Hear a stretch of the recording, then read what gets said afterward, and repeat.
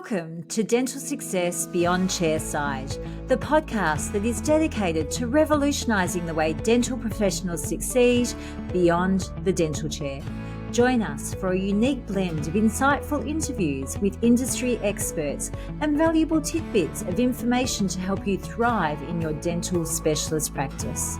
In each 20-minute episode, we'll delve into a variety of topics, including HR, marketing, innovative techniques and systems, and AI, to help you transform your practice and unlock its full potential. Whether you're a dentist, specialist, or oral health therapist looking to enhance your practice, this podcast is your go-to resource for professional, personal, and profitable success. Get ready to go beyond the dental chair and discover what lies ahead in your practice journey with Dental Success Beyond Chairside. As a practice owner, it's easy to find yourself wearing all the hats: clinician, leader, manager, and still feel like you're barely holding things together. But what happens when that weight becomes unsustainable? Today, I'm joined by Dr Parul Bhatia, a UK-trained dentist based in Perth and founder of Butler Dental. With more than 2 decades in the profession, Parul has built a successful practice grounded in ethical care, community values, and mentoring new grads. But she's also experienced firsthand what happens when ownership becomes overwhelming and how stepping back can be the most powerful move forward. Parul, thank you so much for being here today. Thank you for having me, Michelle. It's an honour to have you, and I'm looking forward to what you have to share. Yeah. Can you share, speaking of sharing, your journey with us and how your mindset had to shift before you could create more balance, let go, and move towards a more sustainable success? I'll probably start right from the beginning of why I basically opened a practice. Mm-hmm. At that time, I think I was about 35 years of age. My youngest was 3 years old. And I wanted to create something that was great for the community. I had such a drive and a vision. I could almost see what I wanted to do. I wanted to create, transparency amongst patients. I wanted to create balance with team members. I wanted to treat anxious patients. I have such a passion of converting patients that haven't seen the dentist for 20 years. So that's really what I wanted to do, make a difference in the community and really empower people to come to the dentist and totally feel comfortable. I did have my second child running the practice. I actually had fertility treatment for my second child. I think it was the second or third year after opening the business. We went through that, and I have had, I've had a beautiful girl, Neva, who's now 8. My children are 14 and 8 now. But I ran through the practice, and obviously now at 11 years, I've decided that the time has come where I really need balance. Some people say that as your children get older, they need you less, but I don't think so. I have a teenage daughter that needs me more mentally. I was finding that if my mental health wasn't good, then I wasn't providing at home. And so my relationships were struggling at home. My relationships with my children were struggling. And my relationship with my own self was struggling because I kept putting others first. And that can create a real turmoil in your mind. I'm also in the midst of perimenopause, which is real. And it actually came a time where I just had to say, no, this is enough now. I also feel that since COVID hit, the expenses for running a dental practice has exponentially increased. And as a business owner, you have to be in there for 5 days a week. I feel I don't want to do that anymore. I wanted to shift that balance into caring for myself more, caring for my family, building good relationships and friendships that were more important to me. I think as I went through, I realized that there was definitely malalignment, and the shift in this mindset that you're talking about, Michelle, is almost like I feel like I've had 2 backpacks lifted off my back. That now I want to do other things and empower other women to build a practice if they want, or realize that they don't have to do it. I want to share my knowledge and share my strength and resilience and and help others. That's why I really wanted to have you on today, Parul, because I feel like your passion and your vision, like that's what happens at the very beginning. Everyone's really enthusiastic and this is what I want to do and this is the practice I'm creating. I'm in a practice, I can see that that's not really working for me. I just want to go out on my own and do it. That's very common. I think that that's mostly what happens with business to go in there. And at the end of the day, you are a leader. And as you said, you wanted that transparency, you wanted to empower everything, but then you started to wear those multiple hats as the clinician, but then you're the manager as well as the owner, but you're also a leader. Sustainability is all about the person who is the owner and the leader. I think, you've seen everything and you've experienced that growth, and then you've experienced how you were personally, and that happens a lot as well. I think the personal relationships at home do become affected because by the very good clinicians that most dentists are and specialists, they grow. Patients are just coming in and then it's just like, oh my gosh. And then you get team members and then it's like, oh. And, a lot of you haven't had business training or leadership training because you're trained to be a dentist or a specialist at the end of the day. So I think understanding that and knowing that for change to happen, you as a leader have to understand that too. What are your thoughts with regard to that, Parul? I think I personally didn't realize the commitment that I needed when I opened my practice, and suddenly you're in it and then you realize how much you carry. I don't mean to sound sexist, but I think as a female practice owner, you carry a lot more. I am a deep emotional person. I'm a deep empath. I'm nurturing in nature. I feel most women are nurturing in nature. And when you are so nurturing and a deep empath, you carry more energy. Then you carry that energy that you've got all these people to look after at work. Then you come home and you've got to look after your family. I have no family support in Australia, so my husband and I manage our 2 children by ourselves. It's a huge responsibility. You reach a point where it becomes exhausting. Absolutely. I know there was a point in ownership that you felt it was unsustainable. I feel just from a business perspective is the importance of getting someone to help you in the practice. I'm a very big advocate of practice managers, business managers, office managers, whatever you want to call them. I didn't realize because I myself was a practice manager and a business manager, but I haven't got any clinical experience, but I've got business experience. I'm from a commerce background. I think that you have to realize that you need help. I go into practices and I see practice managers, lovely practice managers, get on fabulously with the team. They've been elevated from a lead dental assistant or a lead receptionist, but they don't have that experience of what's required with a small business. Julie Parker and Sharon Robertson, they have the practice management courses now, which are great, and they're for those. But I think you have to understand as well the importance of getting assistance in the practice to help you. I feel from what you're saying, Parul, is your weight of ownership was when you started to have your family fertility treatment, you haven't got any support here. And then you were just doing everything because, as you said, women do take that on board and emotionally you are much more connected and you feel for your team members, and males do too.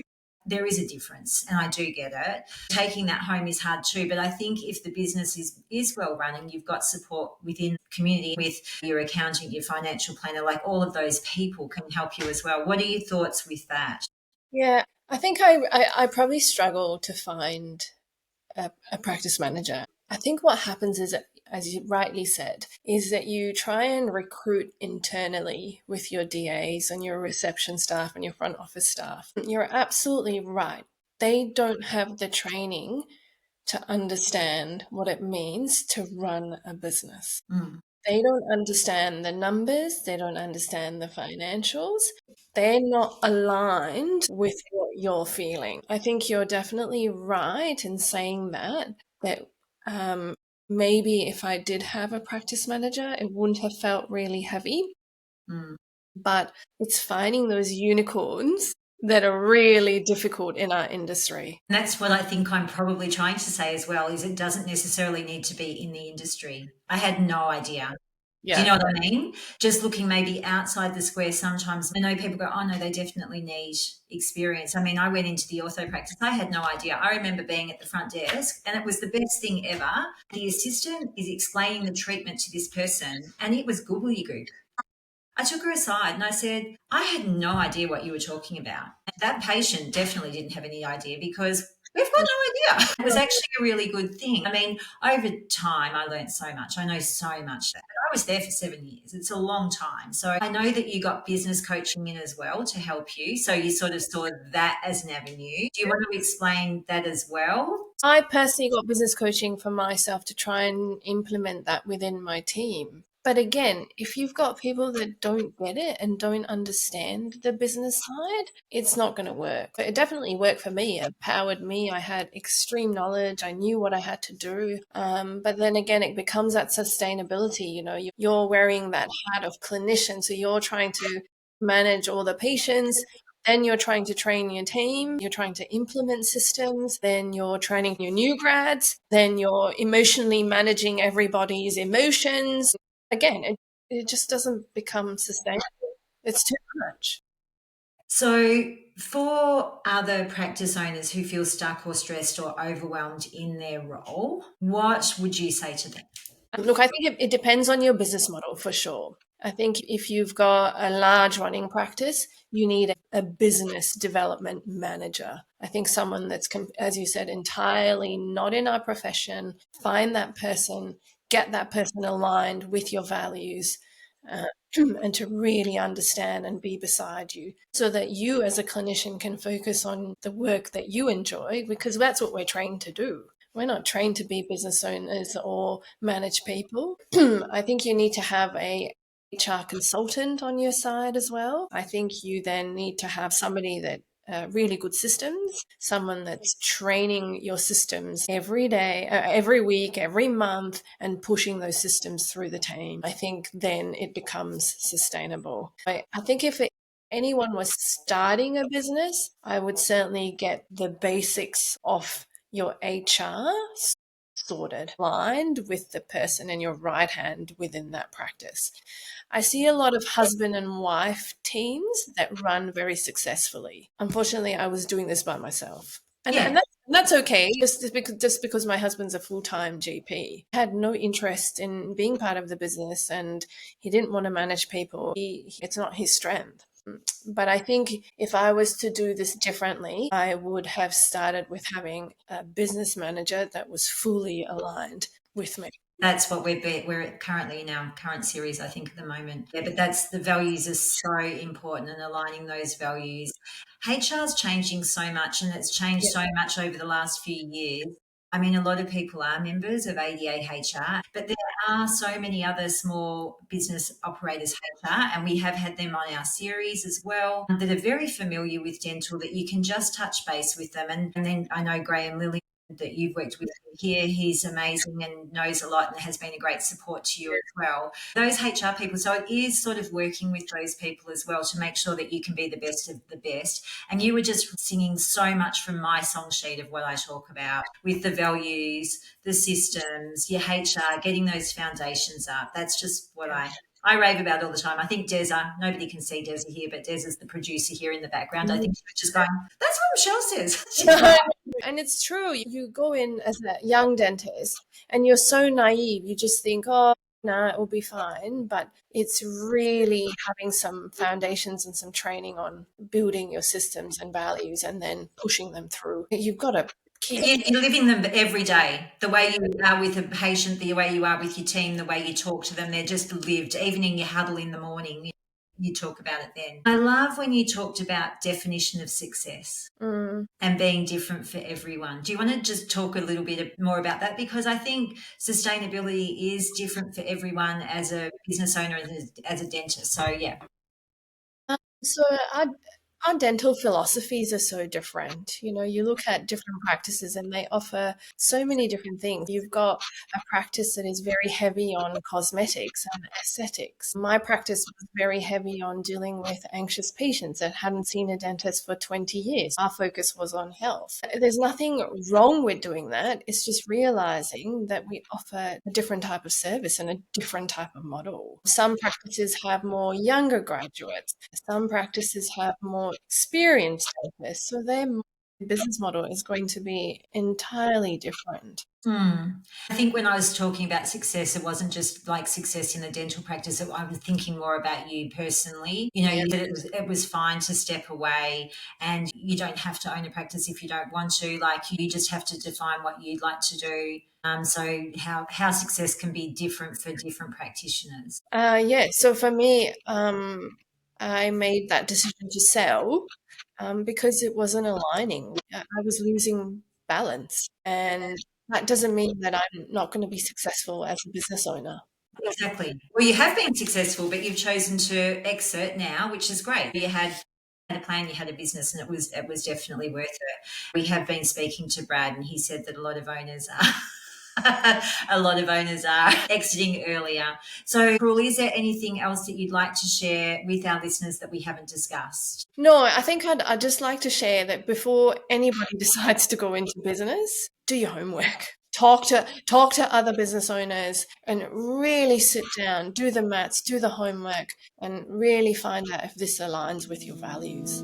I think a lot of the younger dentists that I've seen now, I've been contacted about, planning and business planning, which I think that they are. But yeah, if we can share that word amongst many more, that's just great.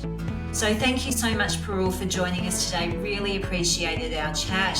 For more information about Parul, please see our show notes. Thank you so much again, Parul, and take care. Thank you. Bye.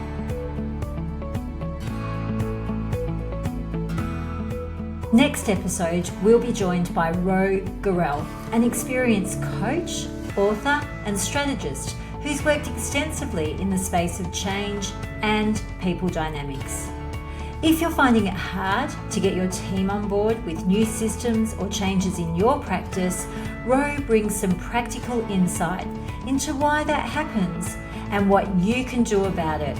It's a conversation grounded in behavioural science and real-world experience. Thanks for joining me on Dental Success Beyond Chairside. See you next time.